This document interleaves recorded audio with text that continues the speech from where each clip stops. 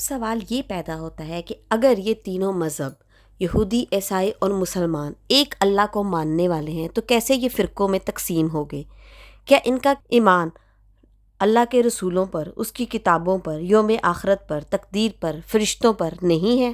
تو ایسا بالکل بھی نہیں ہے، بلکہ یہ تینوں مذہب جو ہیں وہ اللہ کے ماننے والے ہیں۔ یہ تینوں مذہب یہ جانتے ہیں کہ اللہ نے مسلمانوں کی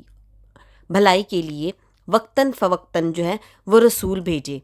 تاکہ وہ قوم جو گمراہی میں مبتلا ہے وہ سیدھے راستے پر آ جائے۔ ان سب کا یہ ایمان ہے کہ ہمیں مرنے کے بعد دوبارہ جی اٹھنا ہے اور ہمیں اپنے اعمالوں کا حساب اللہ تعالیٰ کو دینا ہے۔ ان سب کا ایمان ہے تقدیر پر کہ اللہ ہماری تقدیروں پر غالب ہے، کہ اللہ تعالیٰ کے فرشتے ہیں جو ایک انسان کو آ کر وحی کے ذریعے سے اللہ تعالیٰ کا حکم سناتے ہیں۔ تو یہ تینوں مذہب کے لوگ جو ہیں ان تمام چیزوں پر ان کا ایمان ہے۔ تو دیکھتے ہیں کہ لڑائی کس چیز کی ہے اور یہ تینوں مذہب میں ایسی کیا بات ہے کہ ان لوگوں نے اپنے آپ کو فرقوں میں تقسیم کر دیا، اور اس کے بارے میں قرآن ہمیں کیا کہتا ہے۔ تو ان سب کا جواب میں اب آپ دیکھیں گے کہ اللہ تعالیٰ فرماتا ہے کہ حضرت ابراہیم جس کے پیروکار یہ تینوں مذہب ہیں، انہوں نے اور حضرت یعقوب نے اپنی اولاد کو کہا تھا کہ میرے بچوں، اللہ نے تمہارے لیے اس دین یعنی کہ اسلام کو پسند کیا ہے، تم مسلمان ہی مرنا۔ اس کے بعد مزید اللہ تعالیٰ فرماتا ہے کہ حضرت یعقوب کے انتقال کے وقت تم موجود تھے جب انہوں نے اپنی اولاد کو کہا تھا کہ میرے بعد کس کی عبادت کرو گے؟ تو سب نے کہا تھا کہ ہم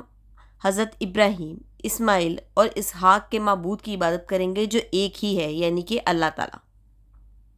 تو اس سے ثابت ہوا کہ ہم سب کا معبود جو ہے وہ ایک ہی ہے یعنی کہ اللہ تعالیٰ۔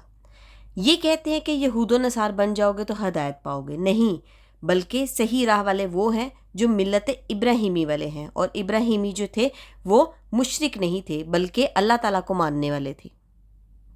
اب کیونکہ یہ سب مسلمان ہیں تو اسی لیے اللہ تعالیٰ یہاں مسلمانوں کو ہی مخاطب کرتے ہوئے کہتا ہے کہ اے مسلمانوں، تم سب کہو کہ ہم اللہ پر ایمان لائے اور ہر اس چیز پر جو ہماری طرف اتاری گئی ہے، اور وہ چیزیں جو ابراہیم، اسماعیل، اسحاق، یعقوب اور ان کی اولادوں پر اتاری گئی تھیں، اور جو کچھ بھی موسیٰ، عیسیٰ اور دوسرے انبیاء کو دیا گیا تھا، ہم ان میں سے کسی میں فرق نہیں کرتے کیونکہ ہم اللہ تعالیٰ کے فرما بردار ہیں۔ تو اس کا مطلب اللہ تعالیٰ نے تینوں مذہب کو ایک کر دیا۔ اب اگر تو وہ تم جیسا ایمان لائے یعنی کہ تمام پیغمبروں پر، تمام کتابوں پر، تقدیر پر، رسولوں پر، فرشتوں پر تمہارے جیسا ایمان لائیں تبھی وہ ہدایت پائیں گے،